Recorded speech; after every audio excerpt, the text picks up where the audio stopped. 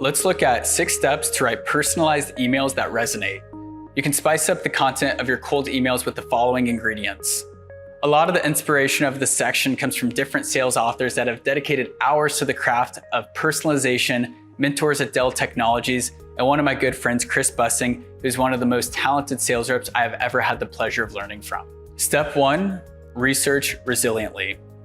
Make cold emails warm by taking the time to research your recipient so you can include relevant information in your email.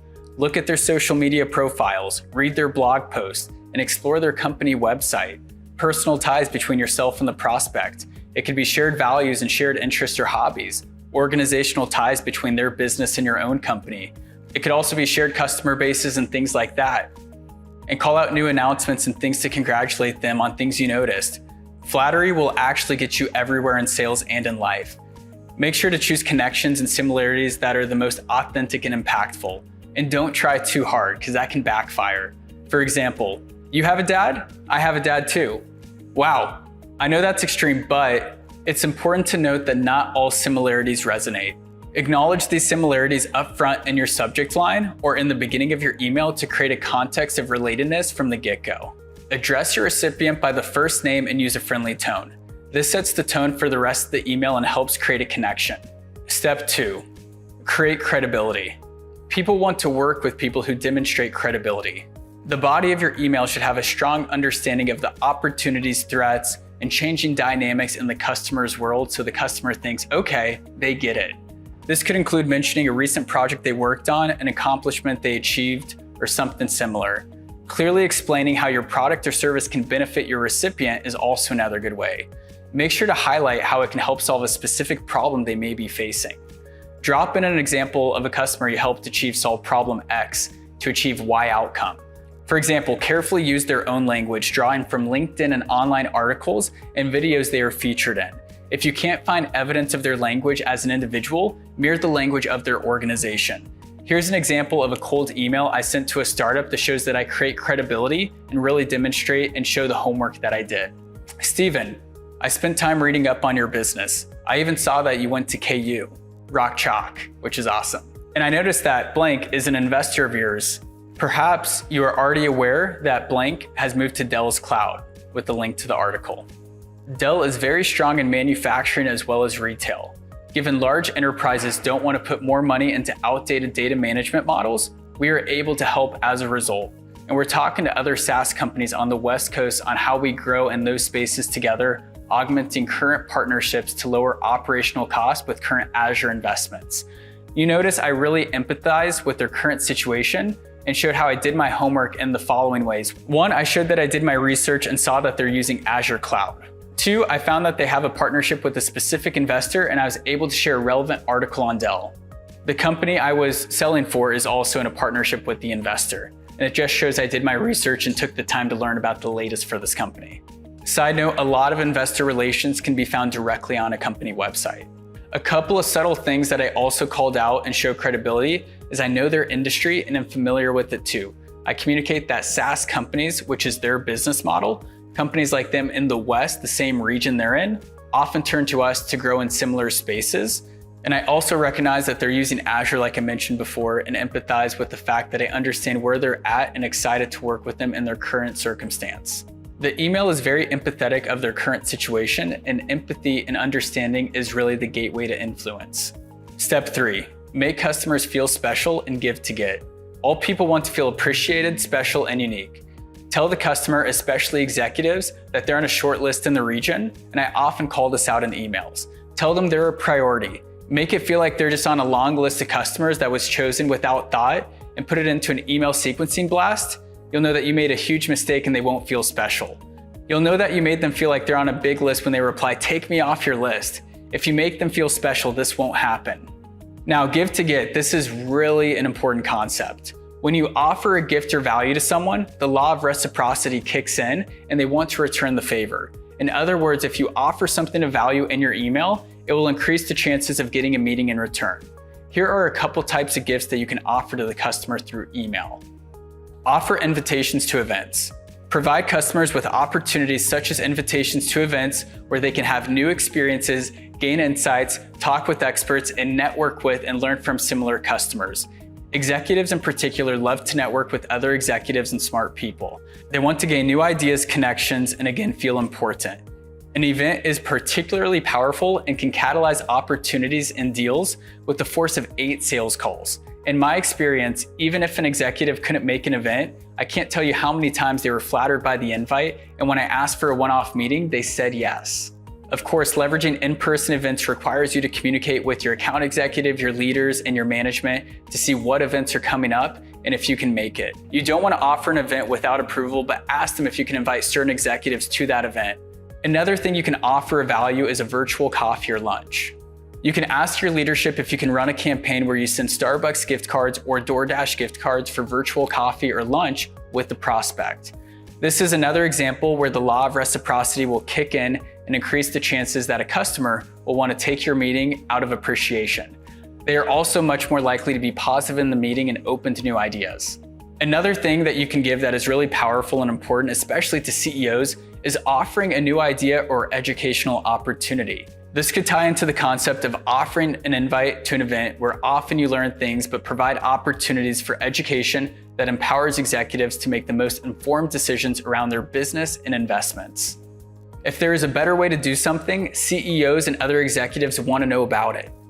A simple way to think about it is, why do you think executives take meetings? It's simple. Your currency as a salesperson is information. You know something they don't know, and they want to know if it helps their business. If a meeting with you increases their bank of information, they will take that meeting. CEOs and executives take meetings because they think you know something that will help them, and you have ideas that can help towards their goal. When you meet, you want them to think, that's cool. And as a salesperson, you can give an executive information and they can use it as they see fit. Ultimately, that information will empower them to make better decisions, as I mentioned above. In emails and calls, it is often helpful to communicate that even if there isn't a fit for your solution, at least you can come away with some new ideas on your business, the market, and where we can help. And that is often enough of a promise and hook to get the meeting. In your call to action, when you're closing at the end of the email, of course, an executive's hunger for new ideas explains why opportunities to network and build relationships are very valuable to them. The new connection they make can help them get more ideas and access to new opportunities. Here's an actual real-world example of a cold email sent to an executive that made them feel special and offered a lot of value. It was an example of giving to get. David, I was talking with my team and I'd like to personally invite you to join me in Denver from March 17th to March 19th for our Executive March Madness Suite. You'll have the opportunity to meet with and learn from Dell, including our new West Coast Director, Jeff Creighton, experts behind Dell products, partners, and engineers, all helping you to unlock opportunities for your business. Those who attended last year said it was truly an amazing event and is acutely focused on customers and technologies that will help transform their businesses. As my guest, I'd like to offer you a complimentary ticket worth $1,000 to $2,000 USD depending on when purchased. If you're interested, please let me know so that I can send over a link to register. You can also delegate to someone else on your team if you're not able to make it. Flights will stay reasonable, but hotel prices will likely increase soon, so I encourage you to start the conversation. I made him feel special by giving him a gift and offering to invite him to our executive event, and telling him too subtly, I was talking to my team and basically, we all agree we want to invite you, and that is what I implied. Secondly, I articulated the value of the tickets, almost $2,000 depending on when purchased. It's pretty valuable. We're gonna give that to you for free, and we're gonna have a chance to network and learn from other executives as well. And like we said, other customers said it was valuable in the past. You're not gonna regret making that decision, which by the way, customers really are afraid of making the wrong decision versus anything else. So that's an example of giving to get. Figure out at your company with your leadership what you can offer and value in exchange for a meeting, and eventually build a relationship to ultimately get a chance to speak and close a deal. The fourth step to spice out your cold emails is to throw in some special sauce, be human, and be creative. Pattern interrupt is a concept that really works in sales. They say you can't be perceived as better if you aren't perceived as different. Don't be afraid to unleash your weirdness. It will help you stand out at the end of the day. So be real, be different, be human. Here's another example of an email sent to a CMO at a leading manufacturing company, and it actually got a meeting. Subject line, corresponded with Steve. That's an example of a really warm subject line. Steve was the CIO and he responded to one of my emails saying to reach out to the CMO. And I was able to use that for warm context to get the CMO's attention to open the email in the first place. I noticed the CMO was a big skier on LinkedIn, and so this is the email I sent. Tom, my girlfriend took me skiing in Breckenridge a few years back. I went into ski school skeptical, but came out with a big smile, some much younger friends, and a bunch of bruises after running into the lift pool on my first solo run. I'm reaching out because you spend over $500,000 in laptops annually with Dell, and we work with similar organizations to consolidate data sprawl throughout the technology stack and provide better analytics and improve ROI on your marketing dollars. Now, in this example, I told the CMO that I took a lesson and even shared a funny anecdote of me running into a ski lift pole and making younger friends, which with the ski pole was luckily padded. And he could probably picture that, me hanging out with a bunch of little kids getting a ski lesson at my age. And it's just funny to think about. Not a lot of sales reps are being very personalized like that, but also throwing in what makes you unique is gonna make you stand out. The fifth step to spice up your emails is to ask empathetically. Ask and you shall receive. Ask, ask, ask. You have to end your email with a question to have any chance of getting a next step and getting a meeting. Always end with a question. Don't leave the period and expect them to get back. When making the ask, position the request as an opportunity in the customer's world and use the language that sounds appealing. End the email with a clear call to action that prompts the recipient to take action. This could be scheduling a call, signing up for a demo, or replying to your email with their thoughts or questions. Here are some words that work that actually sound very appealing. I want to understand your vision. Offer relevant insights around our differentiation. Explore partnership opportunities. Identify opportunities for mutual growth. Explore opportunities to increase revenue, decrease risk, decrease cost, accelerate time to market, differentiate your solution, share our latest announcements and innovations, collaborate, augment, and complement your existing investments. These are all phrases that sound great and that customers love when asking a customer for time at the end of an email and making a request to meet. Lower the commitment barrier and ask for 20 minutes or even 15 minutes, not a full 30. And then when you're on the call and you have them on the hook, if it goes well, you can always ask for more time in the call. And make sure to volunteer specific days and times for the customer to choose in your email to make it easier for them. So you're not putting all the burden on them to look at their schedule and come up with times. And they can just simply reference, okay, these time slots are available. I can fit it in those windows. One other thing you want to do at the end of your email when you make your ask is lower the risk of the customer feeling like they are making a bad decision and wasting their time.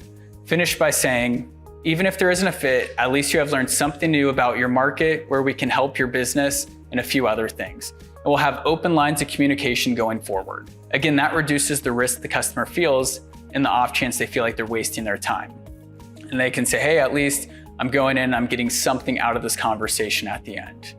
Now, let's talk about follow-up strategy. When you follow up, make sure to be pleasantly persistent and mindful and personal and value-driven in every follow-up. Sometimes no matter how good our emails are in outreach to a customer, there are factors that are going on outside of our control that we're not aware that are impacting them, and that is impacting their ability to respond or not. Step 6, follow up. Persistence pays off. Don't give up if you don't hear back from a prospect. Changes in business dynamics and leadership occur frequently, and by following up could be your next ticket to landing your next multi-million-dollar deal. We already hit up on the importance of follow-up, but I just wanted to follow up anyways on following up because it is so important. Keep it personalized and short. You can even use the phrase thoughts ? To get a response that's actually highly effective. And continue to bring value in your follow-ups. Share articles and challenges you have solved for similar clients. Share case studies that are relevant. Use words like bumping this to the top of your inbox. And acknowledge that you know that they're busy and probably juggling multiple priorities. Customers will appreciate you when you're being mindful and empathetic of the position they're in. We hit on this before, but we need to hit on it again. Be multi-threaded in your follow-up. Use LinkedIn and voicemails as a way to refer back to your initial emails. Make sure you have your voicemails referenced in your emails and vice versa. For example, you could start with a cold call and leave a crisp voicemail and then make the subject line per my voicemail. Or you could leave a voicemail referencing your email. It's a two-way street. Use both tools at your disposal when it comes to follow-ups. Early in the course, I mentioned that sometimes you might want to give 3 days or more between follow-ups. But one executive I follow mentioned something called the 48-hour rule that I just wanted to make sure you are aware of. It's a way to be the squeaky wheel, especially after you have a first interaction with a customer, And make sure to bump the email to the top of their inbox every 48 hours so you're at the forefront of their mind. Following up tastefully and mindfully is very important, and here are some tips and phrases to follow up in a tasteful way with self-awareness and to the point where you're not being annoying. There was an executive at the largest and fastest growing radiology firm in the country, and he told me, "Jay, you really did a great job with your follow-ups. You were not annoying and you did what you needed to do. And I actually appreciated that you followed up with me to keep it top of mind. I was just busy, but I actually do think working together is a priority." So here are some things that you can say specifically when you follow up. Friendly bump to the top of your inbox. I want to be mindful of the fact that you're likely juggling many things and have competing priorities, but I wanted to check in on X, whatever it is. Another great way to follow up with a customer who has indicated some initial interest via email is, "Hey, maybe I'll meet with you down the road and push you out a couple months." If you're working with an executive who hasn't responded, who responded originally with mild interest a few months ago, you could say, "You probably haven't gotten around to reading this, but ... This phrase comes from one of my favorite books, Exactly What to Say, which is written by a professional speaker and top sales rep. There's something subtle about how this phrase triggers a bit of guilt, healthy guilt, I would say, on the part of the customer to feel like they owe you a response and they should get on it. Use follow-up phrases like these as a catalyst for responses and getting a customer on the phone and on a meeting. As a last resort where you haven't heard from someone in months, I typically say, "I know you're extremely busy, so even a 1 or 2 word response is greatly appreciated." That's another example of lowering the barrier of commitment for the customer. You're just asking for a response. You're not even putting the pressure on them to take a full meeting. Now continue to be creative. Creativity will always give you the best results in outbound efforts and in your follow-ups. A good rule of thumb we talked about is think of your own personal email. Would you open that email? Is it value added? Does it seem personalized? Do you think you could use that with the customer? And check that out to see if it works. When in doubt, don't forget to pass your own standards. Let's talk about some other creative email strategies to hook customers for the meeting. We're not going to get crazy in depth here, but we'll talk about it a little later. Blind calendar invites can be a creative outside the box way to get meetings. You basically go into your calendar and send a meeting invite to a customer, and you hope they join when the time comes. And sometimes you'll find that they actually do accept the meeting invite and they show up. And I'm really impressed with how this works very well with a lot of companies like Dell, getting 10 to 12 qualified meetings a week with customers. When it comes to emails, it's really an experimental process, and you're going to want to keep iterating on your messages to see what works. Try A/B testing. Maybe one version of a template works better than another, and collect data points to see which one is more effective. Also talk to mentors, talk to peers, get example templates from them, and see what you can implement yourself. One email hack that I use is I save all my signatures on Microsoft Outlook. Ask other peers, look at their templates, and find templates you love and save them as your signatures. That way, when you're writing future emails to customers, you can use that signature to reference and modify to riff off of to hopefully get the result you're looking for by sending that email. Another prospecting hack is mail merging. There are different tools that allow you to do this on Google Workspace and Microsoft Outlook. I've done a lot of my mail merging on Outlook, and it's a way to customize emails to over 100 plus people without them knowing. We'll go over that example a little later as well. But mail merges merge words and allow you to upload a bunch of contacts and hit many prospects at once, and it appears custom to the recipients. If you do too many mail mergers on Google or Outlook at a single time, the hosting platform may detect it as spam and auto route to the customer's spam folder. If you do this, try to keep it under 50 outreaches at once and once per day. Outreach will differ depending on your role segment and where you are at in the sales process, so figure out what makes the most sense for you and start applying these to your sales arsenal. In conclusion, personalization is not just a buzzword in sales, but rather the most effective tool in outreach. It allows sales reps to connect with customers on a deeper level, understanding their needs, and tailor their approach to meet those needs. By using personalized emails, subject lines, and messaging, sales reps can grab the attention of their prospects, build trust, and ultimately close more deals.